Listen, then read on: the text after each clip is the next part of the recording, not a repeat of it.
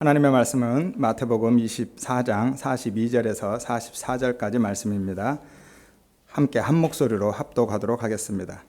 그러므로 깨어 있으라. 어느 날에 너희 주가 임할는지 너희가 알지 못함이니라.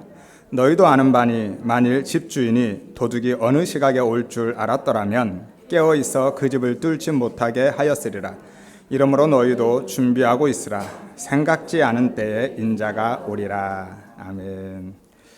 여러분 안녕하세요. 반갑습니다.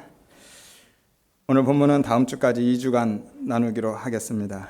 오늘은 깨어있음에 대한 정의에 대해서 말씀을 나누고요. 다음 주는 깨어있는 자들의 구체적인 일들이 무엇인지에 대해서 말씀을 나누기로 하겠습니다. 오늘 본문은 예수님이 마지막 날에 있을, 곧 재림시에 있을 징조들에 대해서 말씀하시면서 그날이 언제 임할지 모른다. 37절에 보니까 노아의 때처럼 혹은 43절에 도둑이 오는 것처럼 그렇게 예측 불가능하다. 그러니까 너희는 깨어서 준비하고 있으라 라고 말씀하신 내용입니다. 42절에 보면 그러므로 깨어 있으라. 어느 날에 주가 임할지 모른다. 44절에 그러므로 너희도 준비하고 있으라. 생각지 않은 때에 인자가 올 것이다. 깨어 있으라, 준비하고 있으라 라고 말씀하는 것이죠. 따라서 우리는 늘 깨어서 준비하는 삶을 살기 위해서 그동안 신앙적인 많은 일들을 최선을 다하면서 무던히 애쓰고 그렇게 살아왔습니다. 그렇지 않으면 그날에 주님이 재림하시는 그 마지막 날에 끔찍한 형벌을 받고 결국 지옥으로 쫓겨날 것을 두려워하기 때문이죠. 48절에서 51절을 보면 만일 이 악한 종이 마음에 생각하기를 주인이 더디 오리라 하여 동료들을 때리며 술 친구들과 더불어 먹고 마시게 되면, 그러니까 악하고 방탕한 삶을 살아가면 생각지 않은 날 알지 못하는 시각에 그 종의 주인이 이르러 엄히 때리고 외식하는 자가 받을 벌에 처하리니 거기서 슬피 울며 이를 갈리라 라고 말씀하죠. 이 엄히 때리다 라는 것은 두 부분으로 나누다라는 의미예요. 그러니까 흉악범들 혹은 전쟁 포로들을 칼이나 톱으로 잘라서 죽이는 형벌을 의미합니다. 그만큼 가혹하고 혹독하고 끔찍하고 잔혹한 형벌이죠. 그런 형벌을 당할 것을 두려워하는 것입니다. 그리고 한 말씀 더 하시죠. 외식하는 자가 받을 벌을 받아서 슬피 울며 이를 갈 것이다 라고 하죠. 외식하는 자가 받을 벌이 뭡니까? 예수님이 바리새인들을 향하여서 화 있을진저 외식하는 서기관들과 바리새인들아 라고 말씀하시죠. 화 있을진저 내가 너희를 심판하겠다라는 것이라 말씀드렸죠. 지옥의 형벌입니다. 거기서 그 지옥에서 슬피 울며 이를 갈 것이다. 이 슬피 울며 이를 간다라는 것은 천국에 들어가지 못하고 지옥으로 쫓겨난 자들에 대한 관용적인 표현이거든요. 그래서 천국 혼인잔치 비유나 달란트 비유에서도 동일한 말씀이 계속 반복되어서 나오는 겁니다. 혼인잔치 비유에 예복을 입지 않고 참여한 자들에게 마태복음 22장 13절에 말씀하시죠. 임금이 사원들에게 이르되 그 손발을 묶어 바깥 어두운 데로 내 던지라. 거기서 슬피 울며 이를 갈리라 라고 말씀합니다. 그리고 달란트 비유에서도 마찬가지입니다. 무익한 종들에게 마태복음 25장 30절에 보면 이 무익한 종을 바깥 어두운 데로 내쫓으라. 거기서 슬피 울며 이를 갈 것이다 라고 말씀하죠.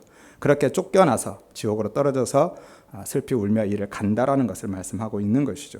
그래서 우리는 그동안에 늘 깨어서 준비하는 삶을 살기 위해서 그렇게 신앙적인 많은 일들에 최선을 다하면서 열심을 내었던 겁니다. 잘못하면 우리도 그날에 이렇게 쫓겨나서 슬피 울게 또 이를 갈게 되는 일들이 있을까 봐서 그것이 두려워서 그렇게 했던 것이죠. 여러분, 햇님 달림이라는 전래 동화를 아시죠? 햇님 달림. 굳이 설명 안 드려도 되겠죠? 예. 거기에 보면 호랑이는 떡장수 여인에게 떡 하나 주면 안 잡아먹지라고 떡을 요구합니다. 그것도 계속 요구해요. 한 번 주고 끝나는 게 아닙니다. 주고 또 주고 계속 요구하죠. 떡장수 여인은요, 자기가 가지고 있는 떡을 모두 소진할 때까지 그 떡을 내주었습니다. 그리고 결국 더 이상 내어줄 떡이 없게 되자 어떻게 됐습니까? 호랑이에게 잡혀 먹었죠. 결국 죽었습니다. 그런데 그 이야기를 생각하니까 문득 그 모습이 꼭 오늘 재림을 기다리고 준비하는 교회와 성도들의 모습을 보는 것 같다라는 생각이 들었습니다.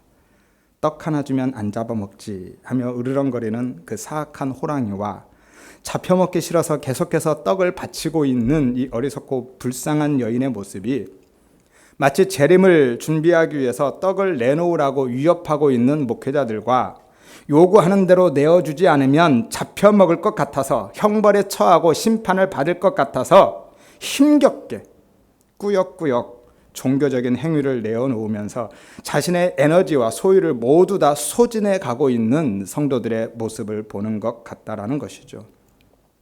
여러분, 결론부터 말씀드리면요, 깨어있는 자 혹은 재림을 준비하는 자의 삶은 그렇게 열심히 혹은 부지런하게 떡을 생산해서 내어놓는 것이 아닙니다. 성도는 열심히 떡을 바침으로, 그러니까 헌금이나 봉사나 전도나 말씀에 대한 순종의 삶을 살아감으로 사망, 그 심판을 모면하거나 이 땅에서 복을 받고 하나님 나라에서 더 많은 상급을 받는 삶이 아니라는 것이죠. 성도는 열심히 떡을 바치지 않아도, 아니 바칠 수 있는 떡이 내 수중에 단 하나도 없을지라도 나를 대신해서 죽으시고 부활하신 예수를 믿는 믿음으로 심판을 모면하는 것이고 그 은혜로 풍성한 복을 받아 누리는 것임을 믿으시기를 바랍니다. 그리고 이것이 성도의 실존인 거예요. 성도는 그렇게 사는 겁니다. 그래서 하나님은 때로 그 은혜를 가르치기 위해서, 그 은혜를 깨닫게 하시기 위해서 우리가 내놓을 떡이 없게 만드시기도 하는 거예요. 그리고 그럼에도 불구하고, 아무것도 내어놓지 못함에도 불구하고 하나님은 우리를 구원해 주셨고 또 사랑하고 계심을 깨달아 가게 하는 것이죠. 그런데 우리는 마치 이 떡장수 여인처럼 무엇을 끊임없이 내어놓아야 혹은 내어놓으면 살 수 있을 것처럼 생각한다라는 것이죠. 이것은 사탄의 속임수입니다. 사탄은요, 항상 떡 하나 주면 안 잡아먹지라는, 떡 하나 주면이라는 그 인간의 행위를 단서로 제시하고 있습니다. 마치 에덴 동산에서 아담과 하와에게 속였던 것처럼 똑같이 속이는 거예요.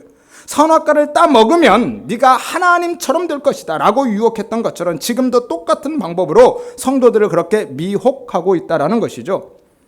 인간은 매우 가치 있고 능력 있는 존재이기 때문에 자기에게서 생산되어지고 만들어지고 축적되어진 그 떡으로 자신의 생존, 그 구원을, 그리고 자신의 삶의 행복을, 그 행복의 기반을 마련하고 살아갈 수 있다라고 생각하게 만든다라는 거예요.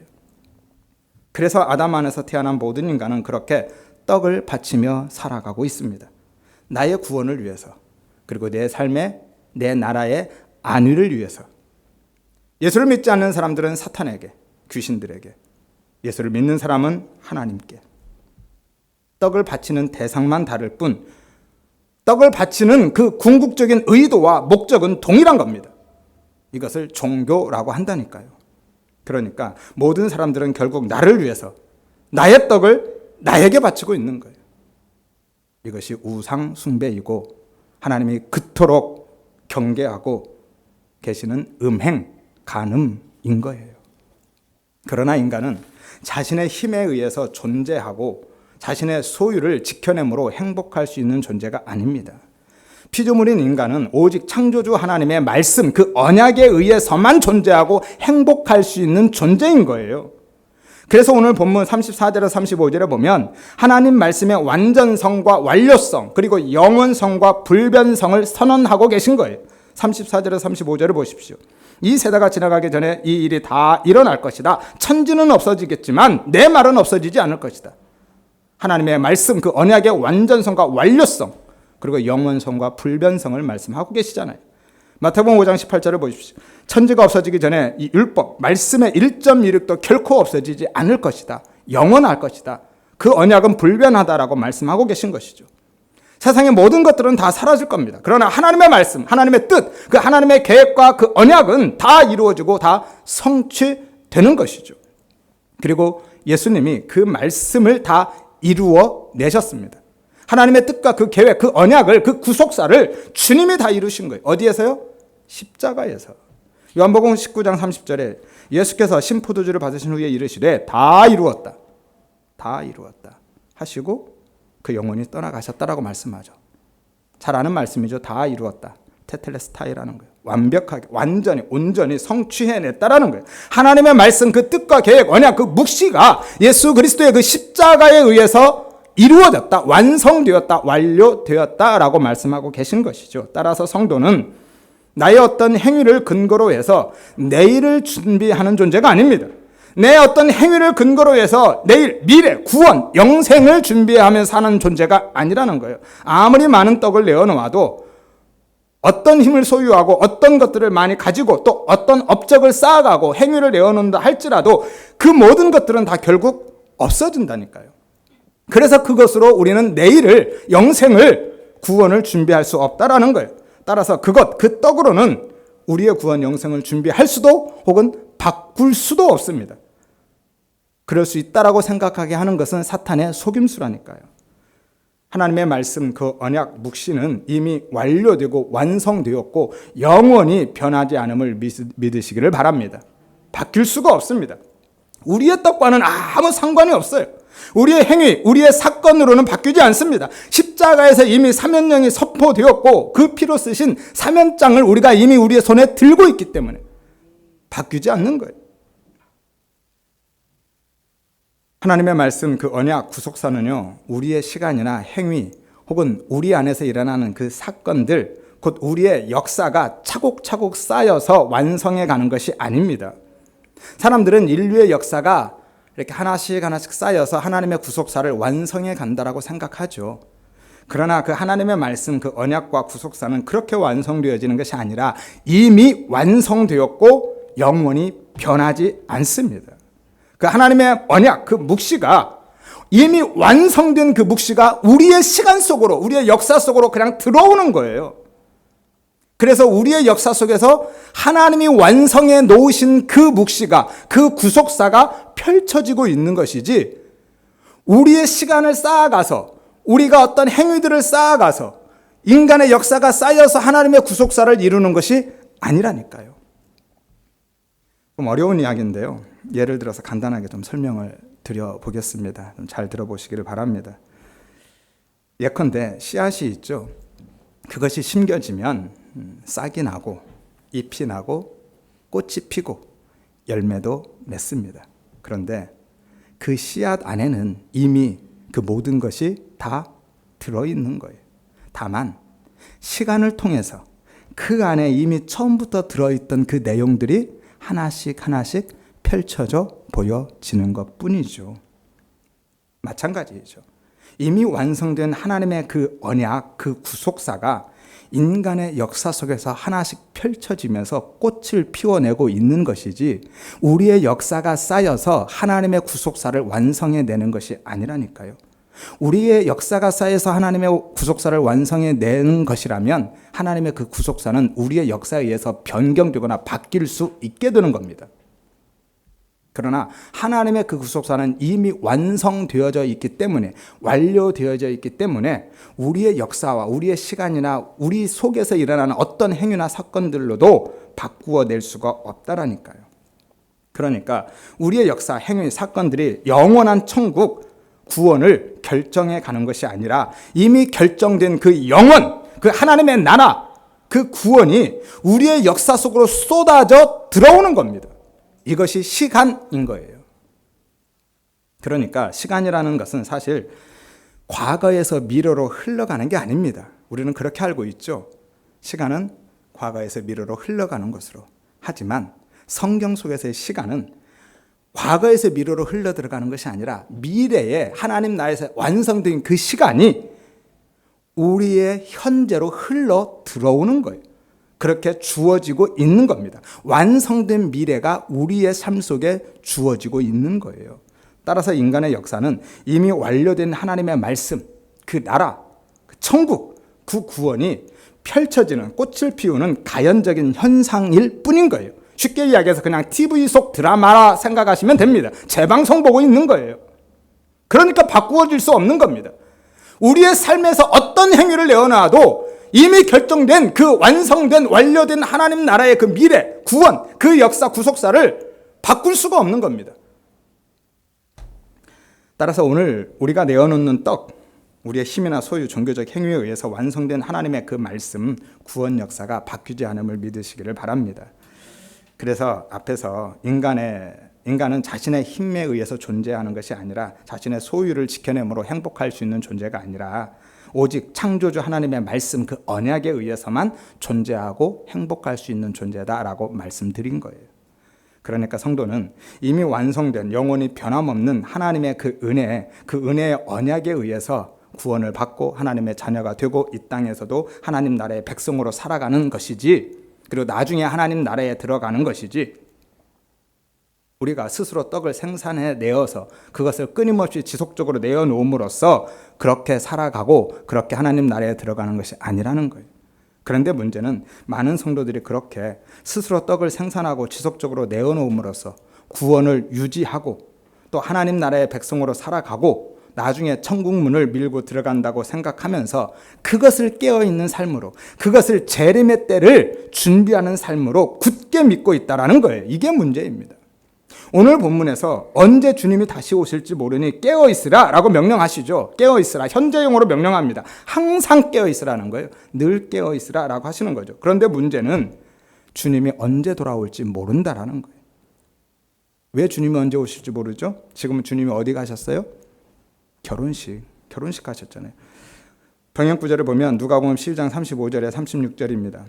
허리에 띠를 띠고 등불을 켜고 서 있으라. 너희는 마치 그 주인이 혼인집에서 돌아와 문을 두드리면, 어디에서 돌아와요? 혼인집, 결혼식입니다. 거기서 돌아와 문을 두드리면 곧 열어주려고 기다리는 사람과 같이 되라. 주인이 와서 깨어있는 것을 보면 그 종들은 복이 있으리라 그랬죠. 주인은 지금 결혼식에 갔습니다. 당시 유대인들의 결혼식은요, 짧게는 일주일, 길게는 한 달 넘게도 해요. 그러니 주인이 언제 올 줄 알아요? 그 결혼식이 언제 끝날 줄 압니까? 지금처럼 휴대폰 있어서 야, 나 이제 출발해 라고 전화해 주는 것도 아니고. 그런데 주인은요, 종들에게 정말 어이없는 요구를 하고 있어요. 42절을 보십시오. 그러므로 깨어있으라. 어느 날에 너희 주가 임할는지 너희가 알지 못한다 라고 말씀하죠. 다른 병행구절을 보면 마가복음 13장 33절에 36절에 주의하라, 깨어있으라. 그때가 언제인지 너희가 알지 못한다. 혹 저물 때인지 밤중인지 닭 울 때인지 새벽인지 너희가 알지 못한다. 호련히 갑자기 와서 너희가 자는 것을 보지 않도록 하라. 여러분, 제가 믿음이 부족해서 이거 이해가 안 되는 겁니까?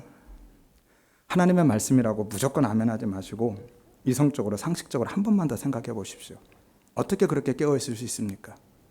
늘 깨어 있으라며요. 항상 깨어 있어야 된다면서요. 근데 하루 이틀도 아니고 언제 돌아올 줄도 모르는데 어떻게 그렇게 깨어 있을 수 있느냐라는 거예요. 그것은요, 육신을 입은 인간으로는 불가능한 명령입니다. 가령 낮에는 자고 밤에는 깨어 있으라 라든지, 조를 짜서 돌아가면서 불침범을 서면서 깨어 있으라 라든지, 인간의 능력으로 수행 가능한 명령을 하셔야지 모든 사람에게 늘 항상 깨어 있으라고 명령해버리면 그걸 어떻게 지킵니까? 그런 억지가 어디 있어요? 마가복음 13장 37절에 깨어 있으라. 내가 너희에게 하는 이 말은 모든 사람에게 하는 말이니라. 분명히 못 박아서 말씀하잖아요. 조짜서 돌아가면서 깨어 있으라고 하지 않습니다. 모든 사람이 이렇게 깨어 있어야 된다. 아니, 어떻게 그렇게 깨어 있냐고요. 여러분, 그렇게 말씀할 분도 계실 겁니다. 목사님, 그건 지나친 논리적인 비약이 아닌가요? 여러분, 제 이야기가 아니라 말씀에 그렇게 분명히 기록하고 있잖아요. 다시 한번 보십시오. 마가복음 13장 33절에 36절에 그러므로 깨어 있으라. 그때가 언제 임할지 모른다. 저물 때인지 밤중인지 닭 울 때인지 새벽인지 알지 못한다고 하죠. 그래서 깨어 있으라. 자는 것을 보지 않도록 해라 하죠.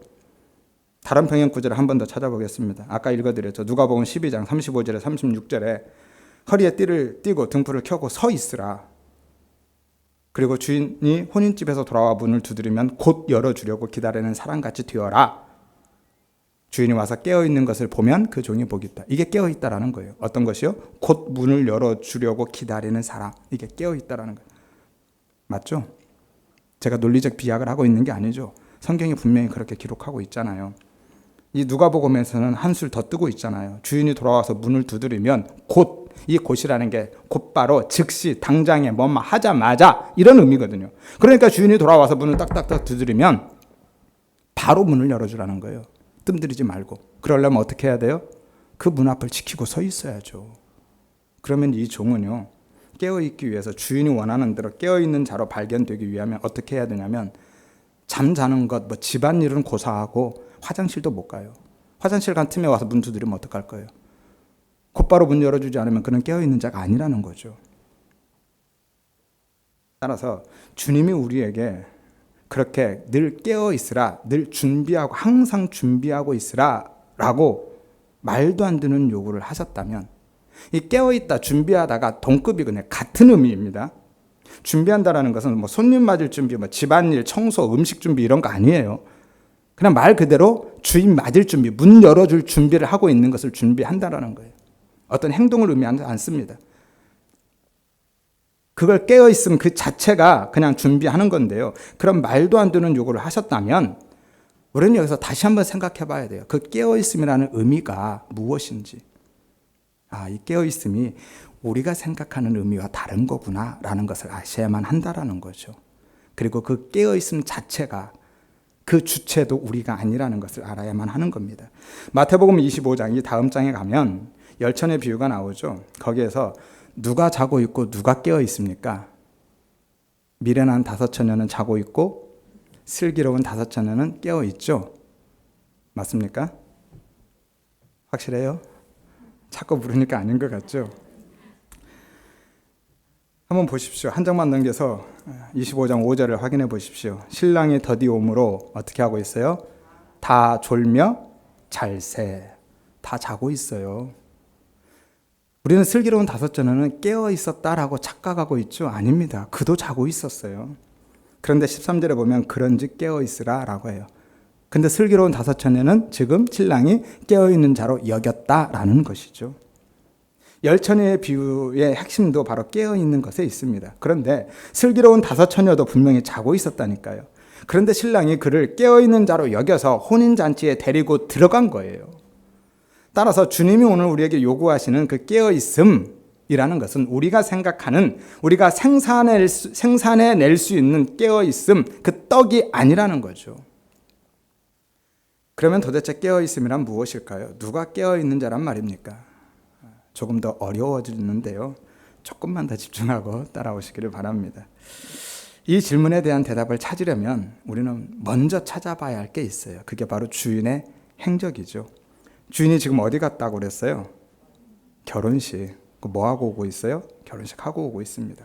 그러니까 주인이 무엇을 하고 돌아오는지를 알아야 깨어있음의 의미가 무엇인지 알 수 있고, 주인이 지금 무엇을 하고 돌아오는지를 알면 깨어있음이 무엇인지를 그냥 알게 되는 거예요. 그래서 주인의 행적이 중요하다고 하는 겁니다. 그런데 보십시오. 주인이 어디에서 무엇을 하고 왔다고요? 결혼식을 하고 왔다니까요. 오늘 본문에는 정확히 나오지 않죠. 45절에 46절을 보면 충성되고 지혜 있는 종이 종이 되어 주인에게 그 집 사람들을 맡아 때를 따라 양식을 나눠줄 자가 누구냐? 주인이 올 때에 그 종이 이렇게 하는 것을 보면 그 종이 복이 있다. 그러니까 정확히 주인이 지금 어디 갔다 오는지는 기록 안 하고 있죠. 그래서 병행 구절을 찾아보아야만 하는 겁니다. 누가복음 12장 말씀을 다시 한번 보면 누가복음 12장 33절에 35절에 주인이 어디 갔다 왔어요? 혼인집에. 너희는 허리에 띠를 들고 등불을 들고 서 있어라. 너희는 마치 그 주인이 혼인집에서 돌아와 문을 두드리면 이라고 말씀하죠. 주인은 지금 결혼식에 갔다 오고 있습니다. 그런데 이 말씀이 어디에 위치하고 있냐면 어리석은 부자 비유 뒤에 있습니다. 어리석은 부자 비유가 어떤 비유였어요? 마지막 날에 대한, 심판에 대한, 재림에 대한 말씀이었잖아요. 그리고 이 말씀 뒤에 또 따라오는 말씀, 그 말씀들도 다 마지막 날 심판에 대한 말씀으로 이어지고 있는 겁니다. 그래서 누가복음 12장 49절에 보면 내가 불을 던지러 왔다. 56절에 너희가 천지의 계상은 분간하지만 어찌 이 시대는 분간하지 못하느냐라고 책망하고 있는 거예요. 그리고 13장에도 역시 마찬가지입니다. 계속 그 심판에 대해서 말씀하죠. 너희가 회개하지 않으면 다 이와 같이 될 것이다. 그리고 나서 열매 맺지 못하는 그 무화과 나무 비유를 하신 거예요. 그러니까 이 앞뒤로 다 마지막 날 그 심판에 대한 말씀이기 때문에 가운데 끼어 있는 이 혼인집에서 돌아온 이 주인 깨어있음에 대한 이 말씀도 역시 같은 맥락에서 같은 말씀으로 봐야만 하는 것이죠. 하나의 내러티브입니다. 따로 떼서 볼 수가 없는 것이죠. 그러니까 이 말씀도 역시 마지막 날 그 재림 심판에 대한 말씀인 것입니다. 그런데 놀랍게도 지금 주인이 어디에서 오고 있다고요?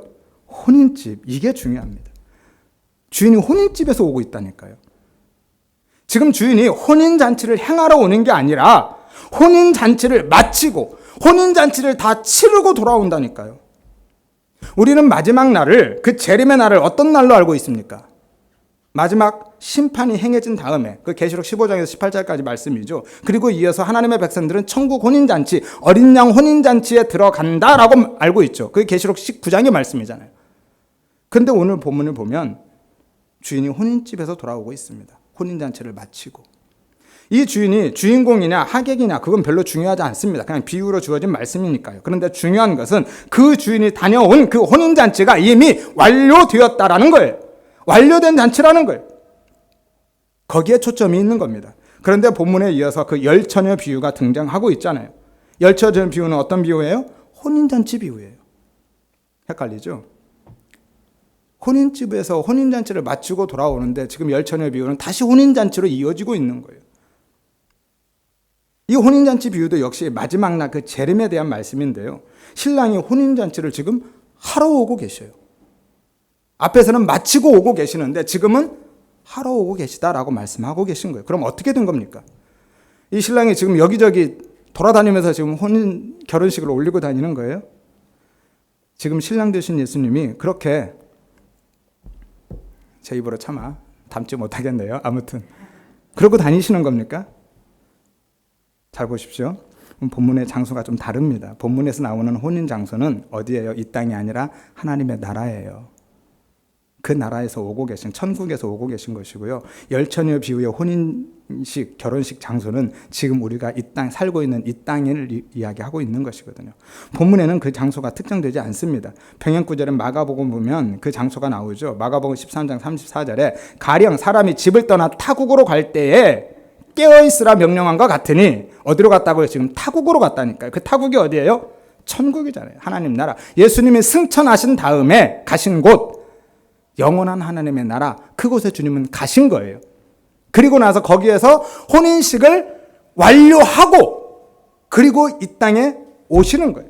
그러니까 부활하신 예수님께서 부활 이후에 우리를 이 세상에 남겨두고 승천하시고 하나님 나라에 가셔서 거기에서 혼인식을 마치고 오시는 겁니다. 우리와 혼인잔치를 준비하고 오시는 게 아니라 이미 거기에서 혼인식을 마치고 우리에게 오시는 거예요. 뭐 하러요? 이 땅에서 이제 그 혼인잔치를 종결하기 위해서. 종결하기 위해서 오시는 거예요. 이것을 예정론이라고 하는 거예요. Already at not yet 이라고 하죠. 이미와 아직입니다. 예정이라는 것은 그런 겁니다. 영원이라는 영원 속에서 완료된 그 묵시가 already라고 하죠. 이미 완료되었습니다. 그러나 그 묵시가 이 세상의 역사로 펼쳐지는 것, not yet, 아직 완료되지 않았지만 그 역사로 펼쳐지고 있고 주님이 이제 그 역사를 완성하시기 위해서, 종결하시기 위해서 오신다라는 거예요. 물론 우리가 사용하고 있는 신학적인 이 already와 not yet은 우리의 구원이 이미 주어졌고 하나님의 나라가 이미 우리에게 이루어졌지만 아직은 완성되지 않았다라는 의미로 사용되고 있지만, 본질적인 의미는 바로 이것입니다. 하나님 나라에서, 영원한 하나님 나라에서 이미 완료된 그 묵시가 이 땅에 아직 종결되지 않은 역사 속으로 들어오는 거예요. 종결하기 위해서 오시는 것을 의미하고 있는 겁니다. 그래서 앞에서 그 하나님의 말씀, 언약, 묵시, 그 구속사가 이미 완료되었고 완성되었다라고 말씀드린 거예요. 하나님의 말씀은요, 우리의 시간, 행위, 사건들, 곧 우리의 역사들이 차곡차곡 쌓여서 하나님의 그 구원의 완성을 이루어가는 게 아니라는 거예요. 이미 완성되어졌고 영원히 변하지 않는 그 하나님의 말씀, 언약, 그 묵시가 우리의 시간과 현실, 그 역사 속으로 들어와서 하나씩 펼쳐지고 꽃을 피워가고 완료되고 있는 겁니다. 다시 이야기해서 하나님의 뜻과 언약의 말씀은 완료되었는데, 테텔레스타이, 주님이 십자가에서 이미 완성해 놓으신 겁니다. 그래서 1.16도 바뀔 수도 없고 실패할 수도 없는 거예요. 따라서 우리는, 성도들은요, 영원 속에서 이미 선택되어져 있고 완료된 사람들임을 믿으시기를 바랍니다. 에베소서 1장 4절에서 5절에 말씀하죠. 창세전에 그리스도 안에서 우리를 택하셨고, 언제 택하셨어요? 창세전에. 그 기쁘신 뜻대로 우리를 예정하사, 언제 예정하셨어요? 창세전에.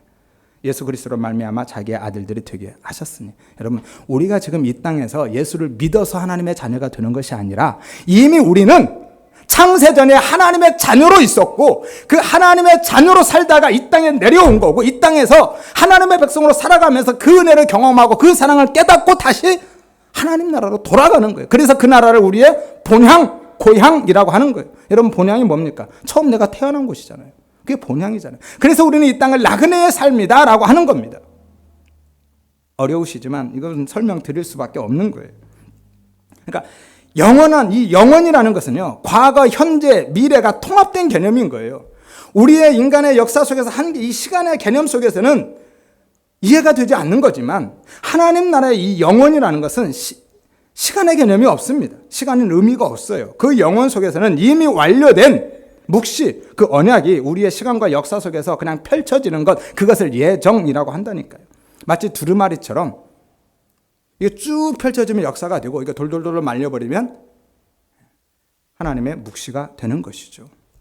그래서 성경에 보면 구약의 내용들이 신약에 수도 없이 등장하는데 그건 자연스럽죠. 뭐 지난 일들이니까요. 우리가 가져올 수 있잖아요. 하지만 신약의 내용들도요, 구약에 아주 여러 곳에서 발견되어집니다.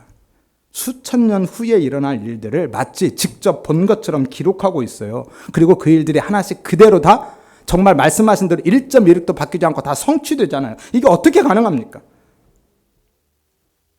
하나님 나라에서 그 영원 속에서 이미 완료된 일들이 이 땅에서 펼쳐지기 때문에 수천 년 전에도 수천 년 후의 일들을 다 기록하고 있을 수 있는 것이고요. 그것들이 하나도 바뀌지 않고 그대로 다 이루어지고 진행되어지고 있는 겁니다. 그래서 아담 안에 내가 있고 아담의 죄가 내 죄가 되는 거예요. 단순히 대표자의 원리에 의해서 우리가 원죄를 끌어안고 가는 것이 아니라 그게 바로 내 죄인 거예요. 아담의 죄가 내 죄가 되는 겁니다. 그리고 계시록의 어린 양의 혼인잔치에도 이미 우리가 들어가 있는 거예요. 나중에 우리가 들어갈 게 아니라 우리는 그 어린 양의 혼인잔치에 이미 들어가 있는 거예요. 어떻게 해요? 믿음으로. 이미 우리는 치르고 온 자들입니다. 그것을 영생이라고 하는 거예요. 영생은요, 나중에 우리가 천국에 가서 누리는 것이 아니에요. 말씀드렸죠? 부활도 마찬가지고 하나님 나라도 마찬가지입니다. 이 땅에서도 우리가 누리고 경험하고 누릴 수 있는 것이라고요. 영생도 마찬가지인 거예요. 하나님 나라에 가서만 누리는 삶이 아니라 우리는 지금 이 땅에서 그 영생을 알고 누릴 수 있다니까요. 요한복음 17장 3절에 말씀하죠. 영생은 곧 유일하신 하나님과 참 하나님과 그가 보내신 자 예수 그리스도를 아는 것이다. 안다라는 거, 인식하다 혹은 확신하다라는 것인데 믿음을 이해하고 있잖아요. 우리는 믿음으로 이미 영생을 경험하고 누리는 존재가 된 겁니다. 그래서 찬송가 436장에 그렇게 찬양하는 거예요. 나 이제 주님의 새 생명을 얻은 몸이다. 옛것은 지나가고 이제 새 것이 되었다. 그래서 내가 영생을 누리며 주 안에 산다. 오늘도 내일도 주 함께 살아간다라고 고백하고 있잖아요. 영생을 누리며 살아가고 있는 겁니다. 아무튼 어려워지니까 그만하겠습니다. 우리는 처음부터 창세 전부터 영원 속에서 이미 하나님의 백성이 되었고요. 이미 하나님의 자녀였음을 믿으시기를 바랍니다. 그래서 우리는 천국을 본향이라고 한다니까요. 이 세상의 삶을 그냥 나그네의 삶, 여행길이다라고 하는 거에 따라서 우리가 내어놓는 그 떡, 어떤 힘이나 소유, 종교적인 행위에 의해서 이미 완성된 말씀, 그 구속사가 바뀌지 않는다라고 말씀드린 거예요. 그러니까 성도는 이미 완성되고 완료된 하나님의 그 말씀, 그 은혜의 언약에 의해서 하나님의 자녀가 되어졌고요. 이 땅에서 그 하나님 나라의 백성으로 살아가는 것이지 스스로 떡을 내어놓음으로써 어떤 행위를 생산하여서 지속적으로 그것을 내어놓음으로써 구원을 받거나 받은 구원을 유지해 가고 혹은 나중에 천국을 들어가는 것이 아니라는 것이죠. 성도는 열심히 떡을 바치지 않아도, 아니 수중에 바칠 떡이 단 하나도 남아있지 않아도 나를 대신해서 죽으시고 부활하시고 다시 오실 그 예수를 믿는 믿음으로, 그 믿음으로만 사는 존재임을 믿으시기를 바랍니다. 이제 좀 연결이 되시나요? 좀 이해가 되시나요? 최선을 다해서 설명을 했는데 좀 어려우시죠? 복음은요, 한 번, 두 번 들어서 그냥 단번에 이해되어지는 게 아니니까 듣고 또 들으시기를 바랍니다. 그러면 어느 순간 하나님의 은혜가 부어져서 깨닫게 되는 날이 있을 거예요. 따라서 깨어있는 삶, 다시 오실 주님을 맞을 준비를 하는 삶은 그동안 우리가 생각하던 그런 삶이 아닙니다. 부지런히 떡을 준비하고 지속적으로 그 떡을 내어놓는 삶이 아니라, 그런 떡은 단 하나도 내어놓지 않아도, 내어놓을 수 없다 할지라도 절대로 호랑이에게 잡혀먹는 일은 없음을 믿으시기를 바랍니다. 그 묵시가, 그 구속사가 이미 완료되었다니까요. 따라서 두려워하지 마십시오. 그렇다고 이제 내 마음대로 이제 마음대로 살아도 되겠구나라고 방탕한 삶, 방종한 삶을 살아가라는 게 아니라 그 은혜를 알으라는 거예요. 그 은혜를. 그래서 더욱 그 은혜를 구하고 그 은혜를 누리고 그 은혜로 살아가라는 거예요. 그리고 그게 바로 오늘 주님이 말씀하고 계신 깨어있는 삶인 겁니다. 그러니까 오늘 예수님은 우리가 지켜내야 할 명령을 우리에게 주고 계신 것이 아니라 구원받은 자들의 필연적인 은혜의 삶에 대해서 말씀하고 계신 거예요. 구원은요, 천국 영생은 우리가 깨어있음이라는 그 행위를 전제로 해서 우리가 쟁취해내고 유지해 가는 것이 아닙니다. 이거 알미니안주의라니까요. 구원은 창세전부터 이미 우리에게 예정되어져 있고요. 이미 우리는 구원받은 하나님의 백성으로 살고 있던 자들이면 창세전부터 그 깨어있음, 그러나 은혜의 과정을 통해서 우리가 이 세상에서 경험해 가고 있는 것이고요. 누리며 살아가고 있는 것뿐인 거예요. 천국 혼인잔치는 이미 완료된 잔치니까 내가 어떤 떡을 내어주지 않아도 잡혀 먹지 않습니다. 우리는 처음부터 잡혀 먹을 수 없는 존재로 이 땅에 온 것이라니까요. 하나님이 왜 율법과 제사를 주셨는지 아십니까? 너희가 그 떡을 내어놓아서 그것을 지켜서 구원을 받는 게 아니라 그 율법의 요구를 다 이루신, 그리고 제사의 제물이 되어 대신 죽으신 그 예수로만 구원을 얻는 것임을 알게 하기 위해서, 그 은혜의 필연성을 깨닫게 하기 위해서 우리에게 주신 거라니까요. 그래서 율법은 가교 역할을 하는 겁니다. 주님께로 우리를 이끌어가는 역할을 하는 거예요.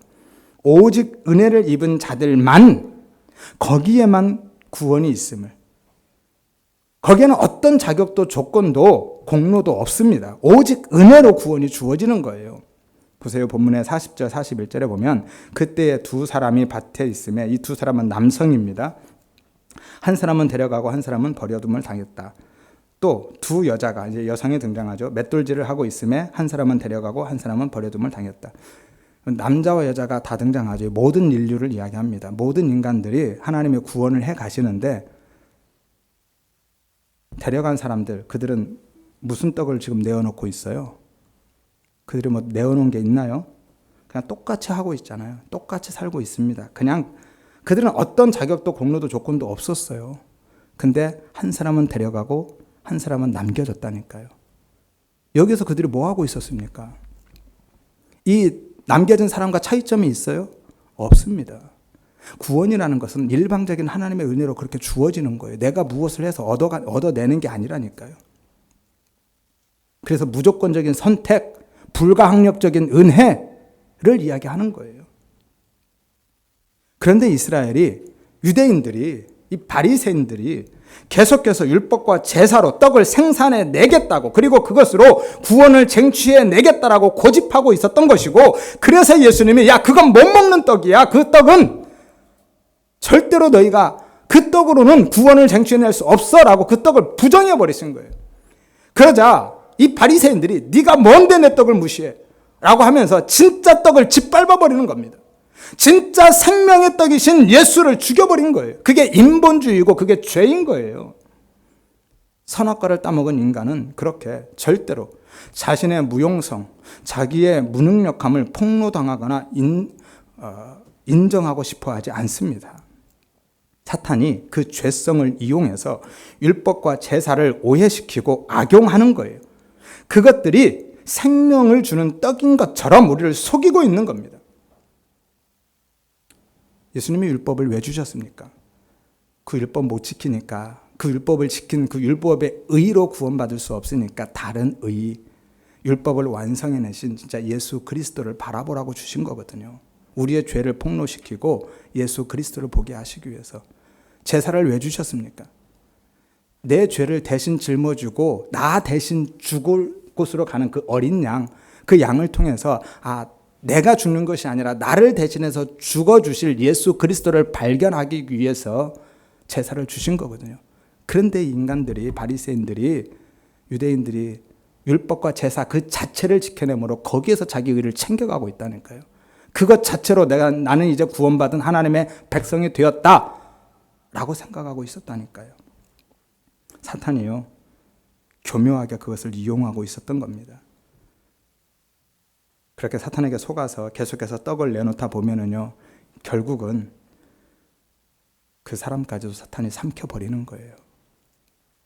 그러나 성도는 그런 떡을 내놓아서 위기를 모면하고 생명 구원을 얻는 자들이 아니라 내놓을 떡이 하나도 없어도 호랑이가 잡아먹을 수 없는 그 은혜 속에서 이미 완료된, 완성된 구속사 안에서 살아가는 존재임을 믿으시기를 바랍니다.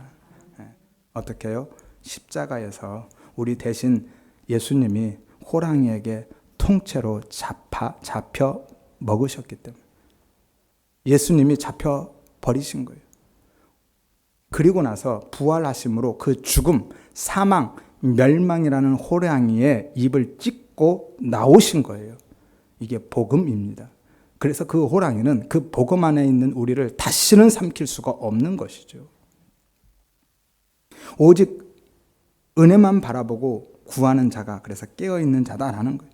내 열심으로 무엇을 만들어서 생산해내서 그 떡을 들고 내 공로, 노력, 업적을 들고 개선행진하듯이 하나님 앞에 나아가서 당당하게 그것을 내어놓는 자가 깨어있는 자가 아니라 그는 죽은 자이고 그는 잠자는 자이고 그는 준비가 안 된 자입니다. 진짜 깨어있는 자는 그런 사람이 아니라 그 하나님 나라의 은혜의 원리를 깨닫고 자신의 무용함과 무능력함을 인정하고 오직 그 은혜만을 바라보는 자, 그 은혜만을 구하는 자, 그가 깨어있는 자이고 그가 산 자이고 정말 주님의 다시 오심을 맞을 준비가 된 자인 거예요.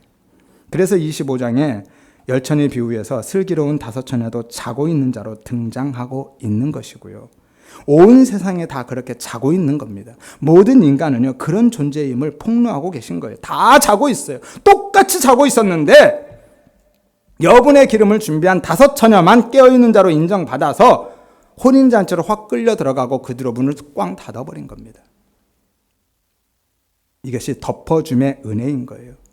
보아스가 룻을 덮어주듯이 이것이 결혼의 의미이고요. 이 결혼, 혼인잔치는 이런 의미들은 다음에 한번 나눠보기로 하겠습니다. 그런데 목사님, 슬기로운 다섯 처녀는 기름을 따로 준비했잖아요 라고 하시겠죠. 예, 기름 따로 준비한 게 맞습니다. 그런데 그 기름이 뭐냐면 이스라엘 백성들이, 이 바리새인들이 생각해냈던 그 열심히 생산하고 있던 그 떡이 아니라니까요. 오직 신랑만 기다리고 그 사랑만 바라보고 그 은혜만 바라보는 삶, 그것을 의미하고 있는 거예요. 그리고 그것을 깨어있는 삶이다라고 하는 거라니까요. 그러니까 깨어있는 것은 행위의 문제가 아니라 관점의 문제인 거예요. 어디를 바라보고 있고 무엇을 바라보고 있느냐의 문제인 것이지 무엇을 행하느냐의 문제가 아니라니까요. 무엇을 행해서는 구원을 얻을 수가 없습니다. 그런데 그러한 삶은 세상으로부터 온갖 조롱과 멸시를 받아요. 정말 바보 취급받습니다. 그리고 손해도 보고요, 고난도 받습니다. 정말로 비효율적이고 비경제적인 거예요. 그래서 다섯 처녀도 분명히 자고 있었지만 그것을 깨어있음으로 인정받고 혼인잔치로 끌려 들어갔는데 미련한 다섯 처녀는 그것을 준비할 수가 없었습니다. 왜냐하면 그들은 세상의 힘의 원리에 의해서 살아가고 있었기 때문에 절대로 그 기름을 준비할 수가 없어요. 그렇게 살 수가 없습니다. 아니, 살지 않는 거예요. 왜요? 그 여분의 기름은 이 땅에서 자신의 유익을 위해서 얼마든지 쓸 수 있는 건데 그걸 왜 준비합니까? 왜 따로 보관하고 있어요? 나를 위해서 써야죠. 그 여분의 기름, 그것을 따로 준비한다는 것은, 따로 남겨놓는다는 것은 정말 미련한 일이고 기름 낭비하는 거거든요. 일상에서 나를 위해서 써야죠. 얼마든지 유용하게 쓸 수 있는 건데 그걸 왜 빼놓습니까? 그래서 미련하게 보이는 것이고요. 우리가 그 여분을 따로 빼놓는 것, 내 일상에서 얼마든지 활용할 수 있는 그것들을 사용하지 않고 남겨두는 것, 오직 그 은혜만을 바라보고 그래서 살아가는 그 삶이, 예수 믿고 살아가는 그 삶이 그래서 그들에게는 미련하게 보이는 거예요. 그래서 세상에서는 정말 예수 믿는 사람을 제대로 믿으면 바보 취급하고 멸시하고 조롱하는 겁니다. 그래서 그들은 그렇게 살 수 없고 그런 그들이 미련한 다섯 처녀였던 거고요. 그런 소리를 듣는다 할지라도 그 은혜만을 바라보면서 그 신랑의 사랑만을 구하면서 다시 오심을 계속해서 기다리는 그 삶, 그것이 기름의 의미인 거예요. 성령이 아니라 성령은 우리가 살 수 없는 거예요. 어디 가서 돈 주고 사옵니까? 미련한 다섯 처녀 가서 사온다고 가잖아요. 살 수 있는 게 아니거든요. 이 은혜의 원리를 이해하는 사람이 바로 복음을 아는 사람인 거예요.